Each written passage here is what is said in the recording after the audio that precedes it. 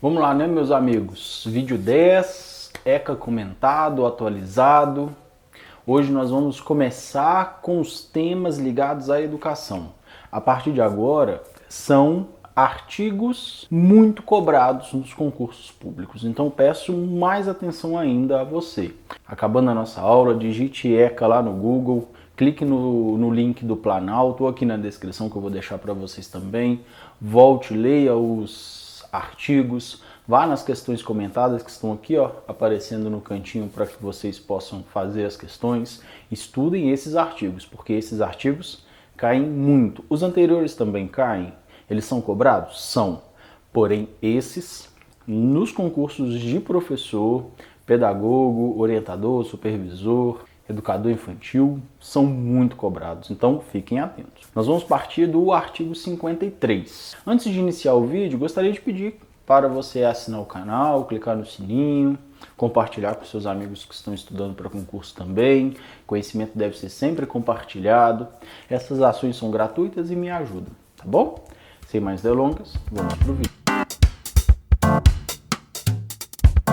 Título 4 do Direito à Educação, à Cultura, ao Esporte e ao Lazer. Artigo 53. A criança ou adolescente tem direito à educação, visando ao pleno desenvolvimento de sua pessoa, preparo para o exercício da cidadania e qualificação para o trabalho, assegurando-se-lhes, iniciando com o direito à educação, à cultura, ao esporte, ao lazer. Esses direitos vão ser descritos agora. Entretanto, eu quero que vocês tenham muito cuidado ao estudar esses artigos. Primeiro, você não está estudando a LDB, você está estudando ECA. São leis distintas.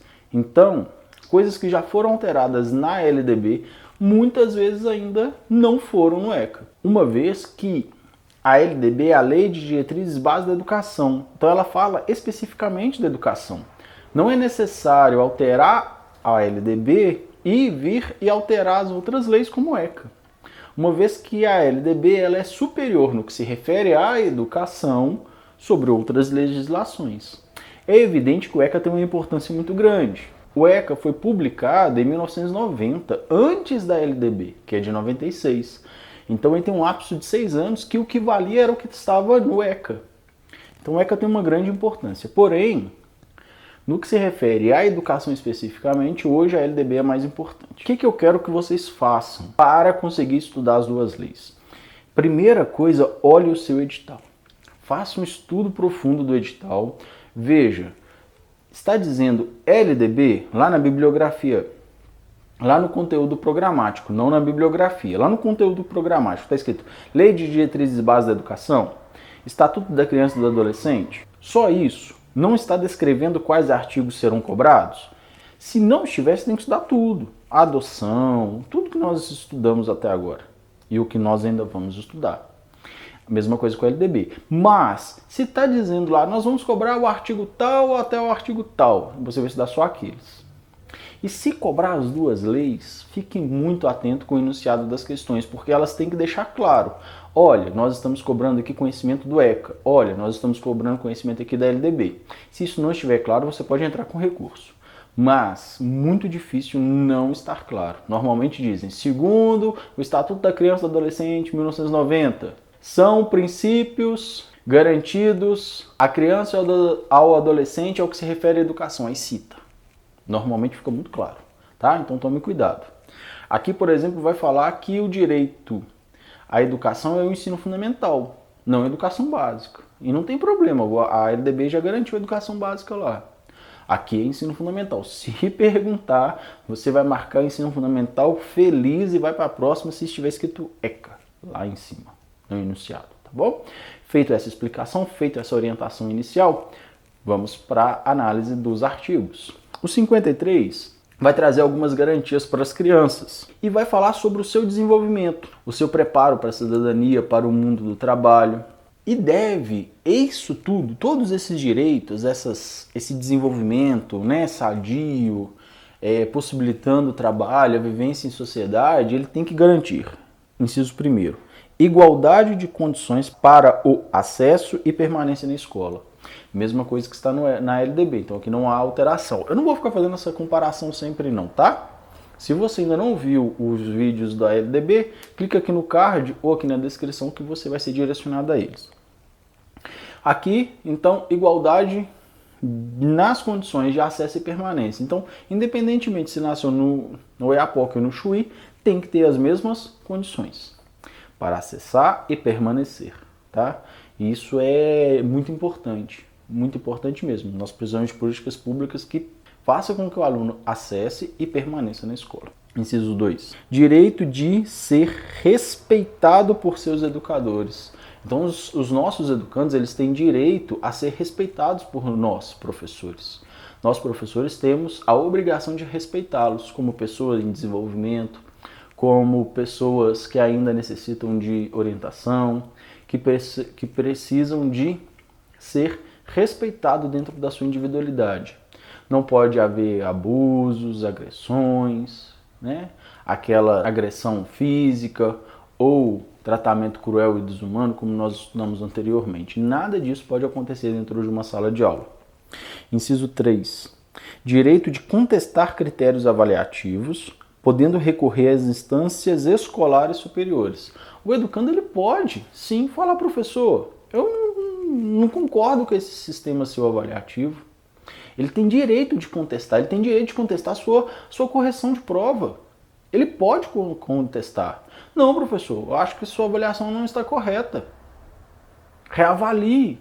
Se você se negar, ele tem direito a buscar dentro da escola, olha o texto, instâncias escolares superiores, alguém que possa fazer essa intervenção por ele. Então é uma obrigação da escola e é um direito dele ter essa intervenção e ter essa contestação aceita. Até mesmo para se negá-la, né? Aceita a contestação, você reavalia e fala, não, realmente é isso mesmo. Ou não, né? E que a sua contestação seja deferida. Não, realmente eu avaliei errado, vamos mudar esse ponto. Então é um direito, né? Tem muitos professores autoritários que não aceitam isso. O menino, né, ele tem direito disso e a escola tem que permitir uma instância superior para ele contestar. 4. Direito de organização e participação em atividades estudantis. É direito do aluno formar um grêmio, por exemplo, ou uma associação estudantil, seja lá o que for. É direito dele, ele tem esse direito, não pode ser negado em momento nenhum e nem dificultado. Inciso 5. Acesso à escola pública e gratuita próxima de sua residência. Tá aí tudo bem. Garantindo-se vagas no mesmo estabelecimento a irmãos que frequentem a mesma etapa ou ciclo de ensino da educação básica. Então aqui vai garantir que irmãos fiquem juntos na mesma escola. Se ele estiver na mesma série, no mesmo ciclo, no mesmo ano, independente da organização que a escola venha a ter, tá? Então se ele está no mesmo ciclo, está na mesma série, na mesma etapa, ele vai poder ficar junto na mesma escola. Parágrafo único.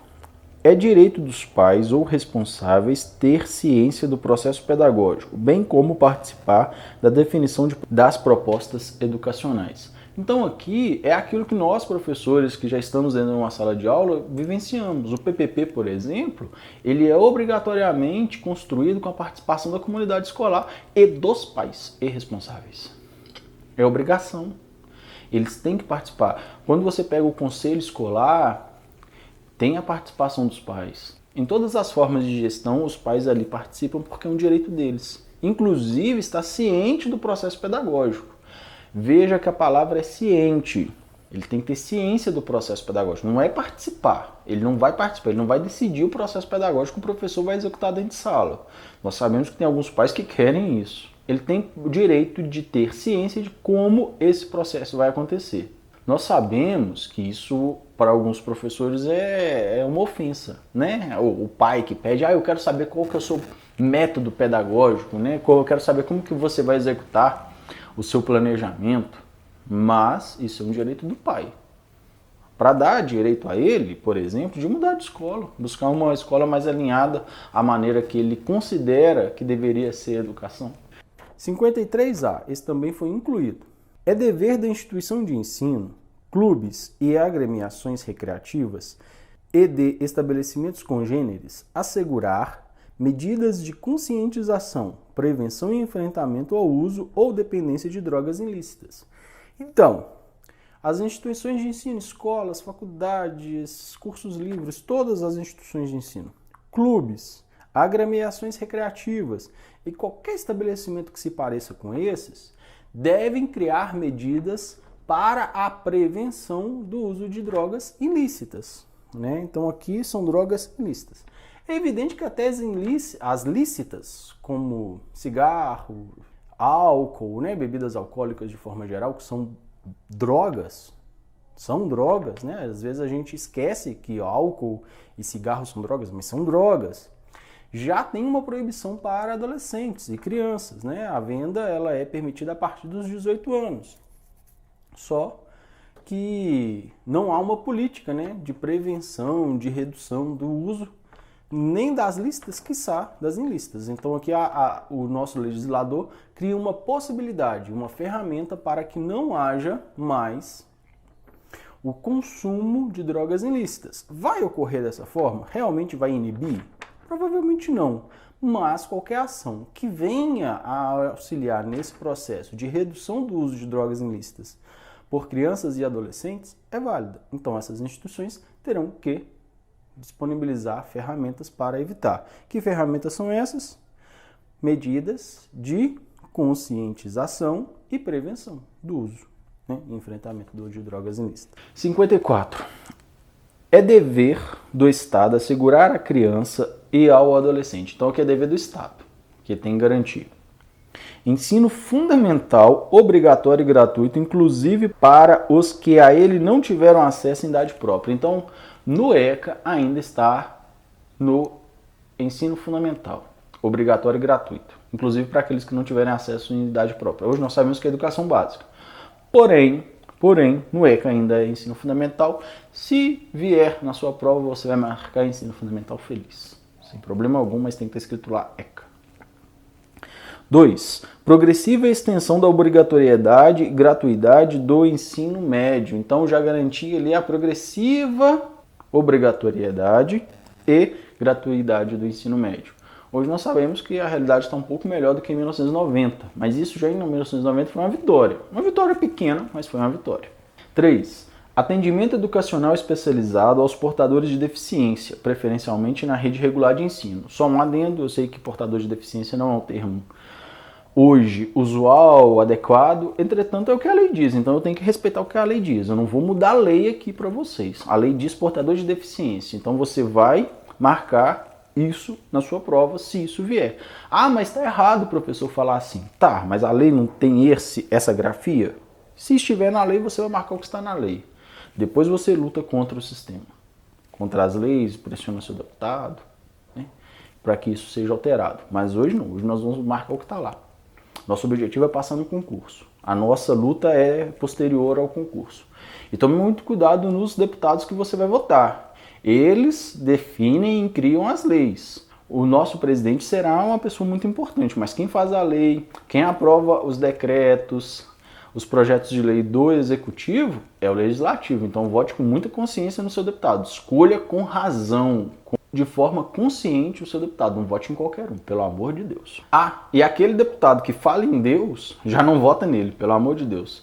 Porque se ele precisa falar de Deus para conquistar o seu voto, ele já é uma pessoa bastante complexa. Vote naquele que tem propostas, independente da religião. Porque a religião não se mistura com o Estado, porque a gente vive num Estado laico. E olha que eu sou cristão, tá? Depois, ele é ateu, por isso que ele tá falando, não, sou cristão. Mas eu tenho que ter consciência que o nosso Estado é laico e eu não vou votar naquele cidadão que professa uma fé, que pede o meu voto por ser de determinada religião. Isso não existe. Por favor. Atendimento em creches e pré-escolas às crianças de 0 a 5 anos de idade.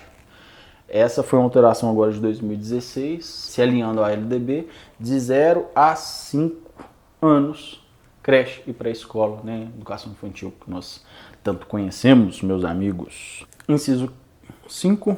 Acesso aos níveis mais elevados do ensino, da pesquisa e da criação artística, segundo a capacidade de cada um, né? Vai ter acesso a todos, independentemente da condição financeira, mas isso vai depender da capacidade. Se ele não tem capacidade para isso, ele não vai ter esse acesso.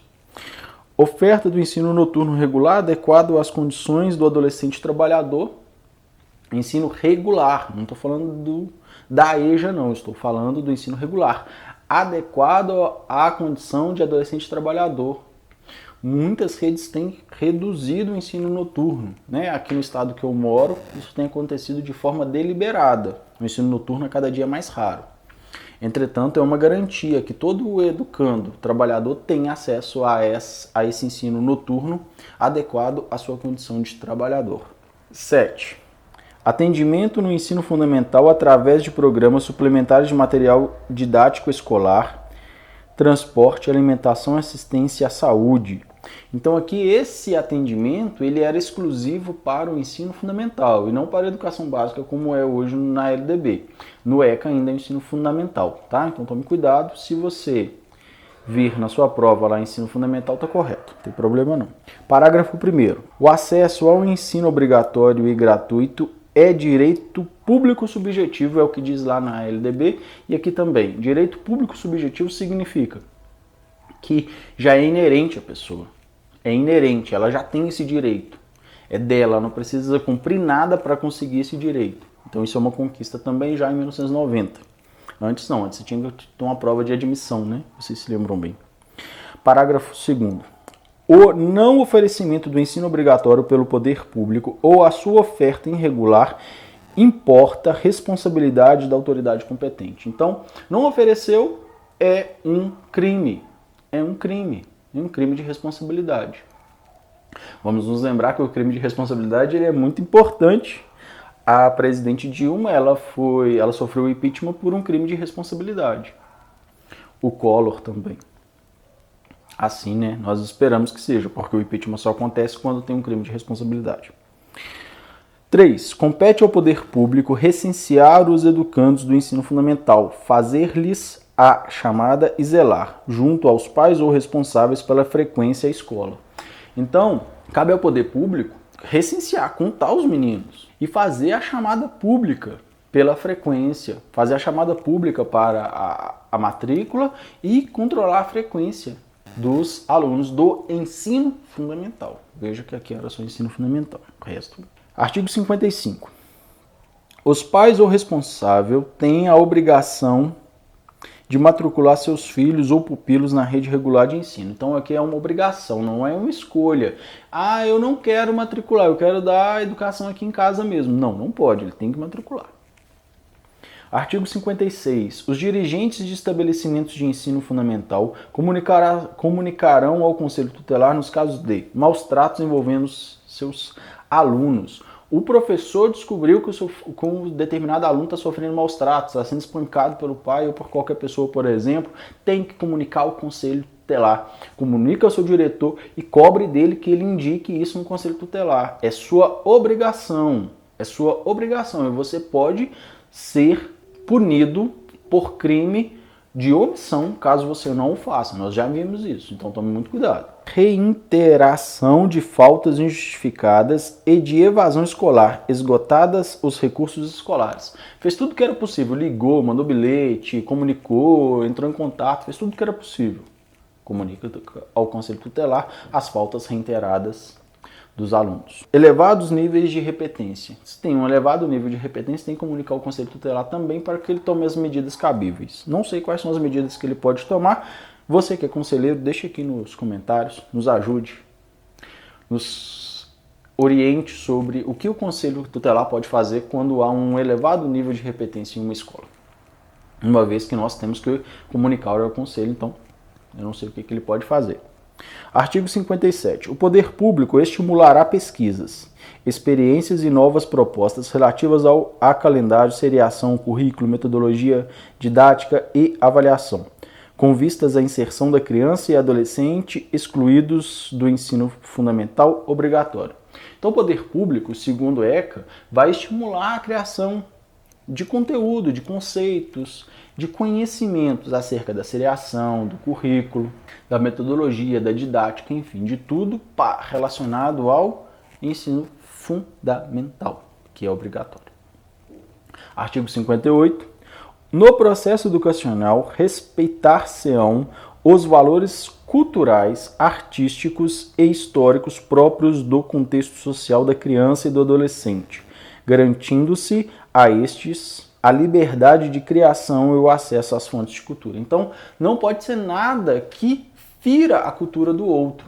Se você está numa realidade que tem uma determinada cultura, você tem que se adequar a ela e não ferir essa cultura, respeitar os laços, os traços culturais de cada centro educacional e de cada localidade. Os municípios, com apoio dos estados e da União, estimularão e facilitarão a destinação de recursos e espaços para programações culturais, esportivas e de lazer voltadas para a infância e a juventude. Então aqui, uma garantia que vai haver ali recursos e espaços para programações para adolescentes e crianças, que estimule o lazer, a cultura dessa infância e dessa juventude, né? Isso é importante, evita problemas ligados ao tráfico de drogas, à violência, né? Quando há ali um estímulo ao lazer, à cultura, ao esporte.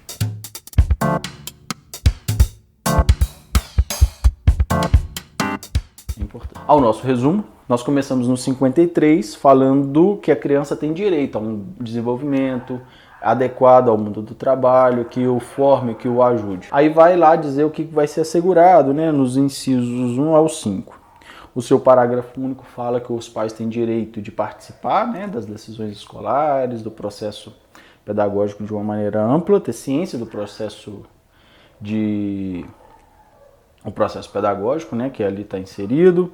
O 54 vai falar da obrigação do Estado em assegurar a educação e como que isso vai ser, falando do ensino fundamental, da progressiva extensão do ensino médio, do atendimento das crianças e adolescentes com deficiência.